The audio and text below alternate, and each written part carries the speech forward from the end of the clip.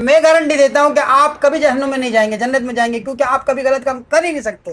ہندو عیسائی جتنی بھی مسلمانوں کے علاوہ سب جہنمی ہیں، جہنم میں جائیں گے۔ تو اب ان کا قصور کیا ہے؟ پیدا اللہ تعالیٰ نے ہی کیا نا ان کو، ان کے گھروں میں، مسلمان کو مسلمان کے گھر میں۔ اللہ تعالیٰ جب کسی بچے کو پیدا کرتا ہے تو پہلے سے لکھا ہوتا ہے کہ جنتی ہے جہنم میں۔ اللہ تعالیٰ نے اس کو جہنمی لکھ دیا ہے، اس کو جنتی لکھ دیا ہے، تو کتنی بھی کوشش کر لیے پھر کیسے وہ اس طرف جائے گا؟ انسانیت کے اینگل سے دیکھتا ہے۔ آج دنیا میں یہی بات ہے نا، انسان ہے، انسان ہے، مذہب وذہب کچھ نہیں۔ ٹھیک ہے بھائی، مذہب وذہب کچھ نہیں ہے، انسانیت کی نظر سے دیکھتے ہیں۔ شاید اس بات سے آپ کے تمام ڈاؤٹس کلیئر ہو جائیں۔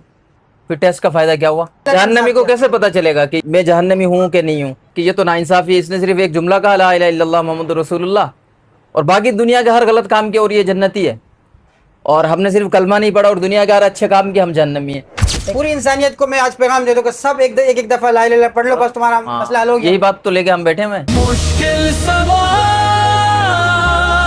آسان جواب، ایمان کو، اسلام کو، قرآن کو سمجھو، مذہب کو، مسلمان کو، انسان کو سمجھو۔